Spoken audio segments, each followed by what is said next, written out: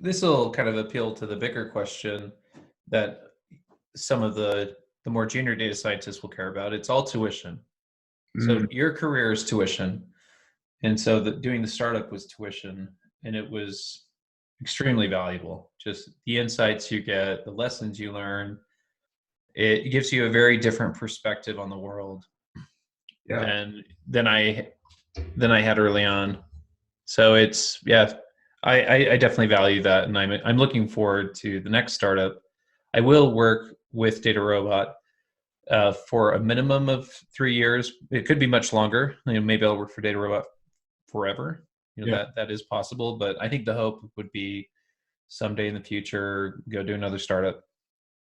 Um, and it would be it's funny because I don't want this to be the topic because I want to answer the questions that you have, but when you look back at a young founder three years ago, the arrogance, the confidence, like I think about my early pitches to VCs where I felt like I knew everything already. Right. And I think for founders that have kind of gone through it and suffered, they're much more seasoned, and the arrogance, it's not really there. Like the yeah, you learn, hopefully you learn the lessons. If you learn the lessons, then the tuition's worth it. If you don't learn the lessons, then no Sure. amount of tuition's gonna help. But yeah. Cool. Yeah. Well, very exciting. For those who didn't see the announcement, Ben started a company, Zeff, 3 years ago and was acquired by Data Robot as of yesterday. 2 days ago was announced. It was made public yesterday. So yeah. So they're yeah, making things public. It's always on there's some schedule. So I've actually been working with Data Robot for 2 months now. Okay. Okay. Cool. So Very cool. And are they the largest data science consulting company, or like they're one of they're the largest that I'm aware of? yeah. So they fall into a category of an auto ML company. So they have a platform that will build models. They started with structured, but they've expanded to text and image capabilities as well. And I think they've raised the most, they have the most employees, and they've been, of course, you have these FANG companies or these giants like IBM, Google, Sure. Microsoft. But outside of that, I think they definitely are one of the largest AI startups. So Cool. yeah, I'm really excited to be working with them. A big part of choosing a company is culture. Who are your coworkers? Who do you work with? And you're in a unique position because when you're building out a team, you kind of get to decide. Right. And so if you have someone on your team that causes heartache, well, it's your fault. Like Yeah. you could do something about it. Like you could fix that. But if you're joining a bigger company, like IKEA has 30, soon 100, soon they'll have 100 data scientists. And if you're joining a team like that, you just have to deal with the culture, like whatever the culture is. So Cool. Well, congrats. I'm sure it'll thanks. take a few years. And we'll see what happens after that. Yeah. But what I was trying to think about is what can I do to help people kind of during this weird time, right? Especially data scientists, because that's kind of the field that I'm in. We didn't have planned headcount anyways, so like hiring wasn't really an option for me for my team to help people out or to kind of help them there. And I want to do something that would kind of scale that could be useful to lots of people. So I thought maybe I should talk to people to get advice on what to do during hard times. Yeah. Tagged you in the comments, and I also thought you'd be really good because obviously startup is probably a lot of hard times, a lot of learning how to deal with adversity, um, Yeah. and even selling your startup in this environment probably taught you a lot. So I love your Well, thoughts. yeah. Well, we actually sold it before COVID. Oh, Yeah. So the whole COVID thing came after, because the transactions take a long time. So sure. the letter of intent was in December, and that it took months just getting through legal.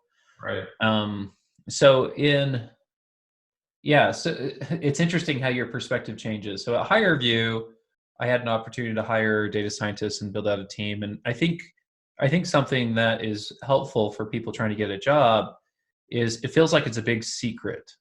It Mhm. feels like there's a secret recipe. So someone got a job, someone didn't get a job, what is going on? And the funny thing, because you and I we've been on both sides. We've been on the sides where we've been hired.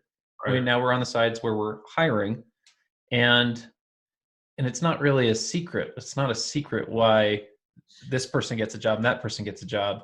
And we can talk about the reasons why. This will show you how naive I am. I was working with a capstone group, and it's the end of the semester, and I'm casually saying, "Are you guys? How are things going with your job search? Are you guys getting multiple offers?" And the feedback was, "We're not getting any offers."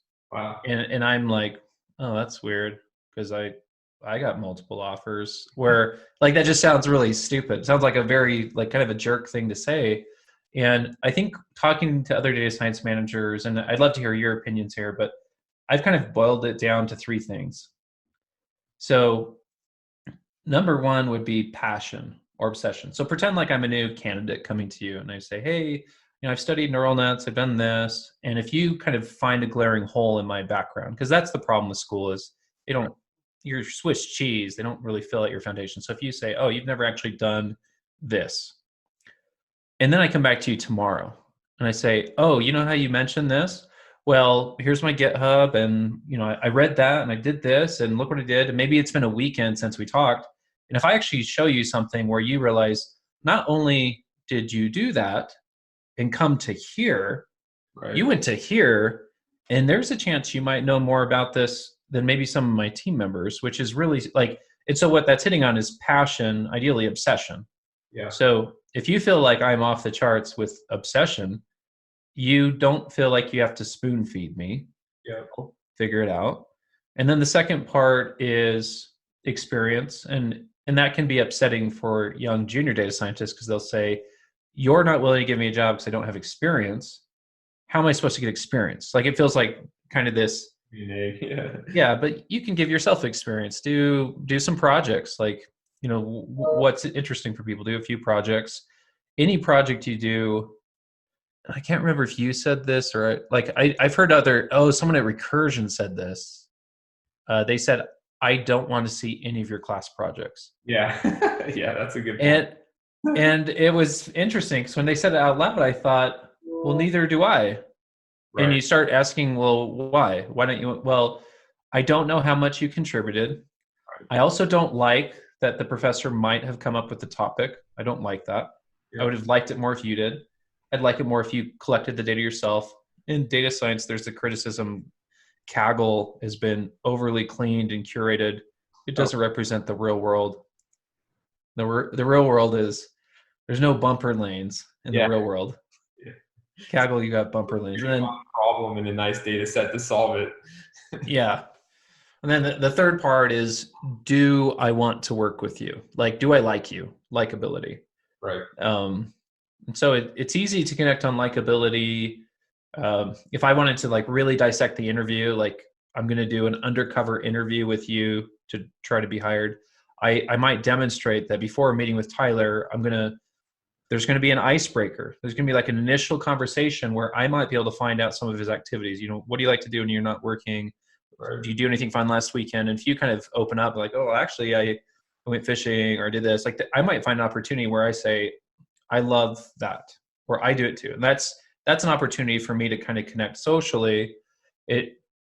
But I do have to succeed on the first two. I have to prove that I have passion and obsession, and ideally I have to show that I have something useful to offer the first week. Yeah. And for new students, there's a huge disconnect between what they learn in school and what is used in industry. Yeah, I definitely agree. I think the first one you hit on is what I would kind of call like a growth mindset. Is what I look for is like, do you see yourself as a static piece of knowledge, or do you actually want to learn and continue to grow? Yeah. Sorry, go ahead. Oh yeah, I completely agree. And because the issue that comes up is mentoring anyone is exhausting. Yeah. And it's something you don't want to, potentially depending on your bandwidth and your appetite, you might have a limited opportunity to mentor and maybe a long-term low touch. But if you detect high touch long-term, that's going to be a big no, because you don't have the emotional bandwidth or even the bandwidth in your day to, but for people that have tried, it'll tear you down emotionally. Yeah. Yeah, it's definitely really hard, especially if you're part of a growing team. You can only, mentor so many people and they can only take so much of your time so you can do all your other stuff. And I think Yeah. the reason I like projects that are outside of Kaggle because it does get a sense of like, can you figure stuff out? Which is why I don't like course projects, like you mentioned, because it was given to you by your professor. It's almost certainly solvable, or else he wouldn't have given it to you, he or she. And you work with a team, and maybe you didn't do a lot of that work. It's just really hard to know. But if you can point to a project you've done that's different, which I think is actually really important, if it's just like I did a CNN with the MNIST data set and Oh man. 99% accuracy, it's not really moving the needle very much. But Yeah. And that, you remind me of a joke. So everyone thinks their resume looks really special. right, So like if I'm a new college kid and we're close friends and you're a mentor of mine and I show you my resume, I am beaming with pride. right, And you're going to kind of chuckle inside when you look at my resume and you're going to say, this looks like every other resume. You've yeah, got MNIST on there, you've got Twitter sentiment, NLP, like you've got the classic, and all the buzzwords are packed in there. Pandas, like whatever the sexiest craze is, but there's right, no indication of my level of competency. I've just packed, like maybe I actually installed that Python module, and that's why I'm including pandas. Like you don't know. So this actually brings up something interesting. An interview is actually, it's a terrible way to get a job, but it's the best thing we have. And the reason it's a terrible way to get a job, it's not enough time. oh, It's not enough time for you to assess anyone. And so here we are, maybe phone screen, LinkedIn, resume. I've got an opportunity to do a 30-minute panel interview with you or your data scientist. And it's really not enough time. And because it's not enough time, the cards are stacked against me. And the right, cards are stacked against me where the assumption is I am less competent than everyone on your team. I don't have the experience, yeah, especially as a new college student. There's a way to turn that upside down. mm, And and I love making up these theoretical scenarios where they actually don't exist. Like I don't have a new hopefully someone listening to this would kind of rise to the occasion to be like, I'm going to do that. Give me right. 6 months, I'm going to do that. So imagine this scenario. What stack do you mind talking about your internal stacks? Like what do you guys use? PyTorch? Do you use MXNet? Like what do you guys like? Yeah, PyTorch for deep learning is mostly what we use. Okay. So and you use pandas or Yeah, Pandas, PyTorch. We actually use Streamlit now, which has been pretty cool for productionizing some things in like a medium term. I don't know if you're familiar with Streamlit. I'm Uh, not. Yeah, I haven't used that one. they make creating web interfaces really easy, and specifically for data scientists, so you can really create a nice way to productionize your models in like a short to medium term type production. Easy. Yeah. So it's pretty cool. Yeah. But then like NumPy, Pandas, Scikit-learn, PyTorch, the standard tools, and Python. Yeah. We're definitely a Python shop for the most part. Yeah. So no, okay. So this will lead into this question. So we already hit on that the cards are stacked against me. The assumption is I am less competent than anyone on your team. Like it's not really said out loud. That's just kind of the assumption because I don't have the experience. Mhm. Imagine this interview playing out. So pretend like I'm a new junior college hire. I Sure. already know that you guys are using PyTorch because I've done my research. I already know that you're using pandas. I know this. I become a pandas contributor and a PyTorch contributor, but not in a timid way, like in a serious way. Right. Now I come to the interview 3 months from now, months from now, and I say, hey, have you heard of, are you familiar with pandas get dummies? Or like I mentioned some functionality where it's almost offensive. You're like, are you an idiot? Of course I am. And then if I can say, that's great, I wrote it. Mm. Or like, not that get dummies is that sophisticated, but pretend like, have you used the latest bidirectional LSTMs that were supported in PyTorch last month? We haven't looked at that yet. Like, so if I could start dropping kind of these hints or bombs that I'm a core contributor to PyTorch and I'm a core contributor to Pandas. I know people listening, they'll see that as being incredibly intimidating, but that's not true. There's a lot of low hanging fruit. There's a lot of stuff where you can get in there and do stuff. But Sure. now something has happened during this interview. You might actually think that I am more competent in PyTorch potentially than any of your existing data scientists. Because Sure. if I'm a core contributor, what functions am I familiar with? I actually understand the code base all the way down to the compilation level. Mm. And I would make the argument that your existing data scientists haven't had a reason to. Like, Right. like they haven't had a reason to. So why would they? And so you see how this interview that is typically like this just went like this. It doesn't mean I'm going to get the job because I have to be likable. Do you want to work with me? I have to show kind of the passion part. But when it comes to what do I know, your confidence that I can offer value the first week is high. Right. Or otherwise, it's an uphill battle. It's an Yeah. uphill battle with every other student who feels the same, looks the same, acts the same. Yeah. Yeah, I think that's right. I mean, I think it's just the core idea of do something different that's actually different and valuable. Where to your point, a lot of people think their school projects are valuable, but they're actually just not. Um, Yeah. you need to actually find that thing, which it could be maybe you went out and took a bunch of pictures of plants in your garden and then built some classifier and then built a little robot on it to, like, I don't know, pull weeds for you or something, right? Like something like that then becomes really interesting to talk about because, like, how did you come up with this problem? Why did you do this? What tools did you use? Because for me at least, machine learning at a company level in an applied machine learning lab, which is a lot different than research. Research is going to be more just fundamentally building algorithms, but it's about providing value back to a company. And if Yeah. you show that through a project that you had a core question or a core thing you needed to solve and you're able to do it with data science or AI or whatever, that's really valuable to me because it shows you can think past just the algorithms. Yeah. And you're hitting on something that even senior data scientists fail with, like mapping to value. A lot of people in our industry, they can't communicate. They can't get past a model. They can't get to a utility function or value. Right. And I'm not saying those people should go away because there are great technical roles where they'll win, but they can't run a data science group. Like, Yeah. so because you could have people on your team where they are extremely technical, but they may not lead the conversation with the executives or the board, but they're Yeah. very technical. Like if you need a miracle with alpha or a miracle with like some algorithm breakthrough, they will just tear that down, but don't put them on a customer call. Right. And it's not because they're stupid. It's just because communication is not their strong point. And if anything, they're too smart because they communicate at this level.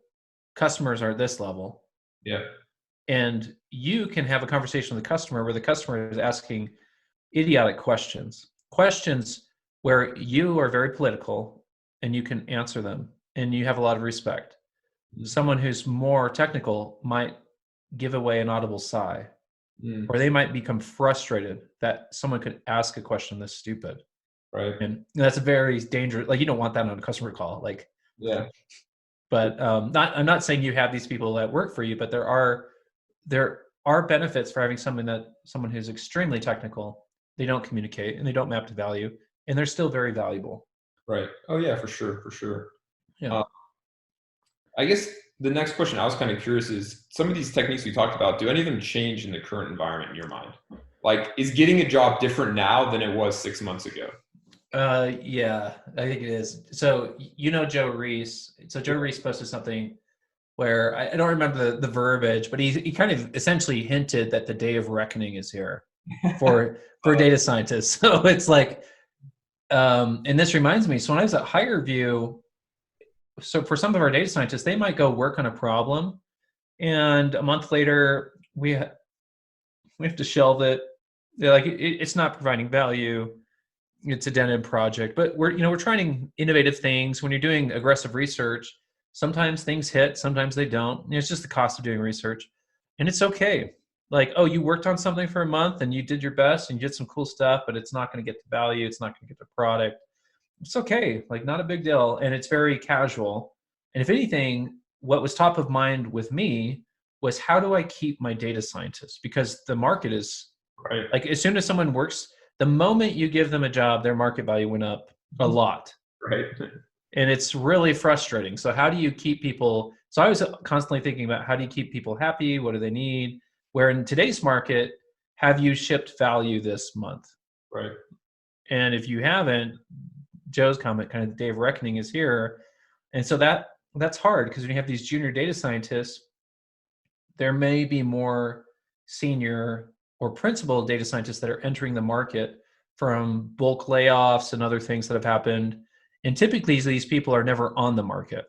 And so like for a junior data scientist, they're looking at very intimidating odds, 100 to 1, 1,000 to 1 ratio to get that job. Right. You get into the senior and principal level, and it's the opposite. It's like a 10 to 1 ratio. Like there's 10 senior principal job openings for everyone who cares. Most don't care because they like where they're working. And I know when you were in Ancestry, I think every 6 or 12 months, I'd kind of ping you like, hey, you want to do something? like they're always like pinging each other, like, hey, like people don't move. And so if they're in the market, these students the junior data scientists they really need to rise to the challenge. They need to do their homework. They need to know that you use PyTorch, Right. pandas, but they need to know that without asking you. They need to just figure it out. Like do your homework, Right. hustle. Yeah, I think that makes sense. If anything, proving you can create value from the beginning is more important than it's ever been. And you can do that through unique things like contributing to PyTorch, contributing to Pandas, doing a really cool project that's unique, that's end to end. Another thing that I've thought about too is networking, I think, is more important than ever. Um, Yeah.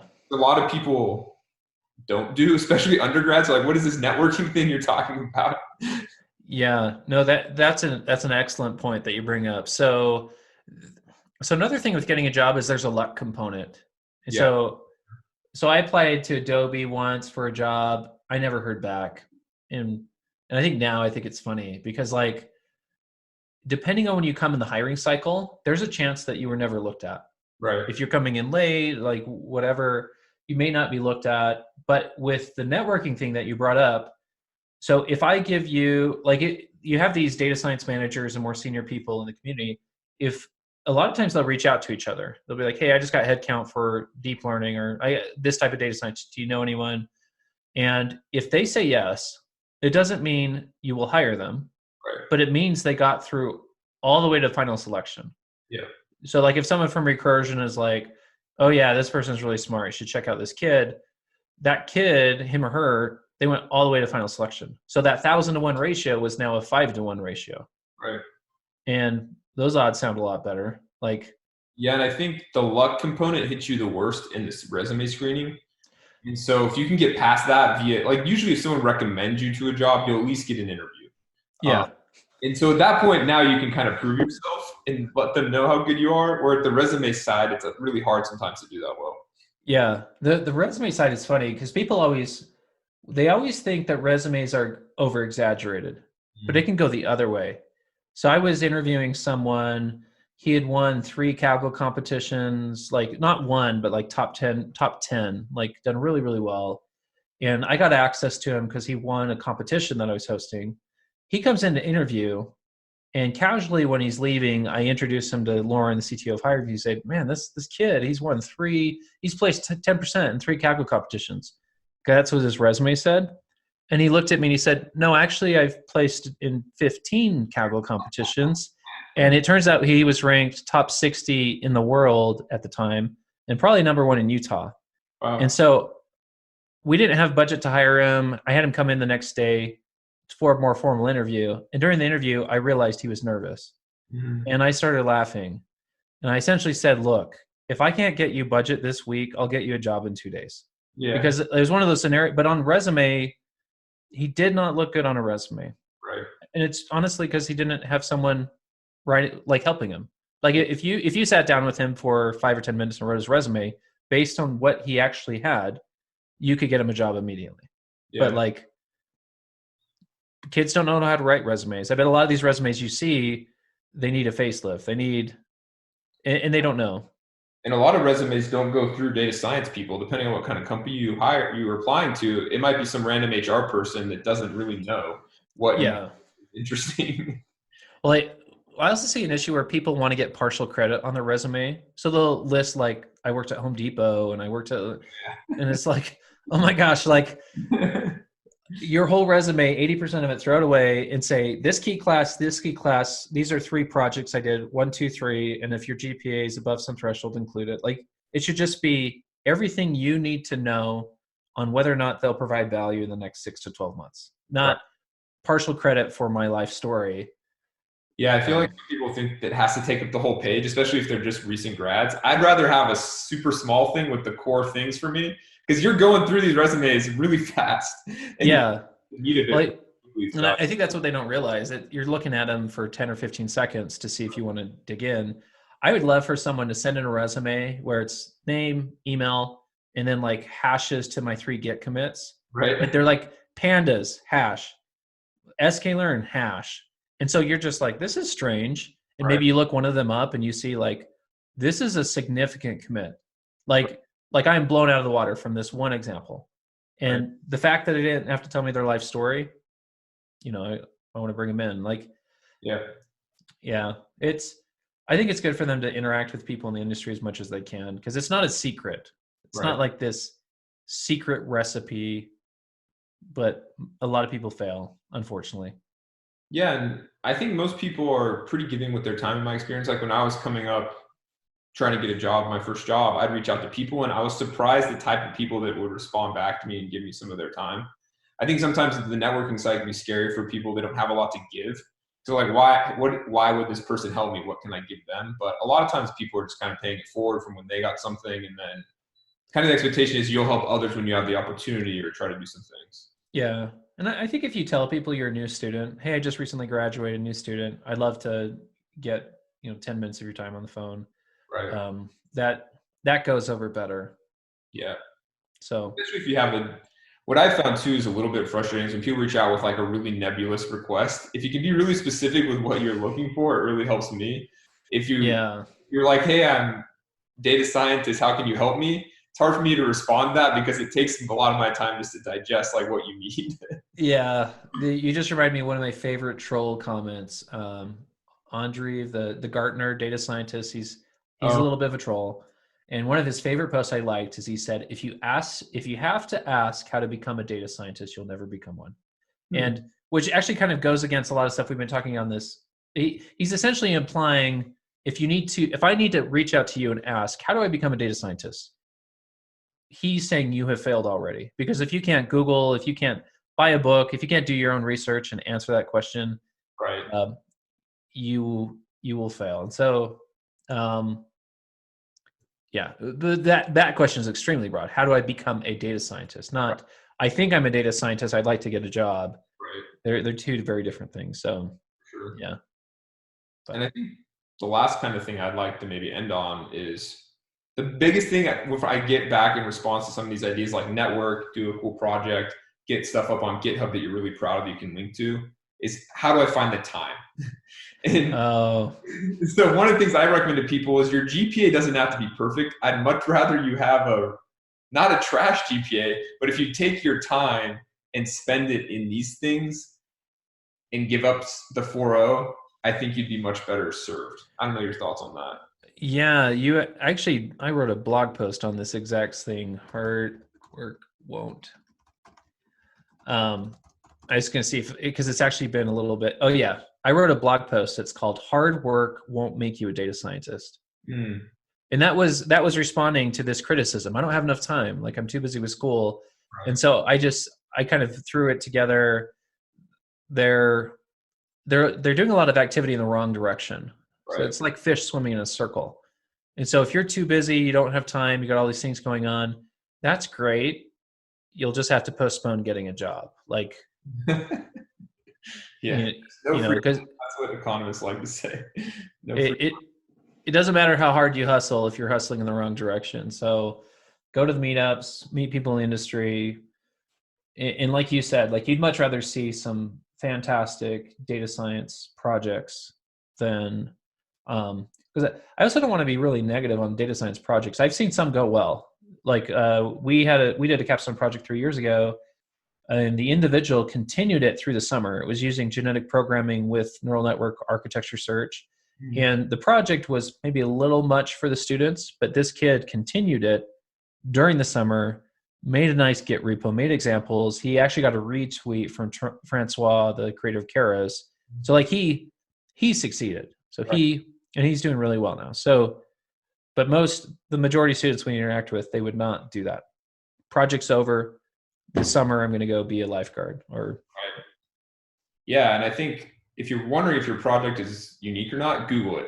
If you Google it and you get 10 blog posts about how to solve that problem, it's probably not unique. Like Twitter sentiment, Titanic, on Kaggle. Yeah. It'll be really obvious if people have already tried to solve this. Yeah. No, I think it's great what you're doing because it's people need all the help they can get. A lot of individuals like who have this experience, they don't teach Right. in traditional institutions, so they're lacking that connection, especially with COVID.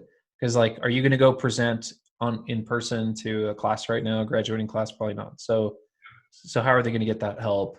And they probably won't get it from their professors, just because their professors don't understand the market, they don't understand the ins and outs of getting a job, and they don't understand the technology that's needed. Yeah. Yeah, well, hopefully it's helpful. I think to recap, kind of the main recommendations were do something unique that's valuable and show you can provide value immediately. Spend time networking, and then make sure you're finding the time to do the best things. I think Warren Buffett has some quote along the lines of make your top 10 list and then remove everything that's like below number three. That's So yeah, I like that. it's kind of like you only have so much time, and time is really, really valuable for you. So you need to find ways to use it as effectively as possible. Yeah. No, I think that's great.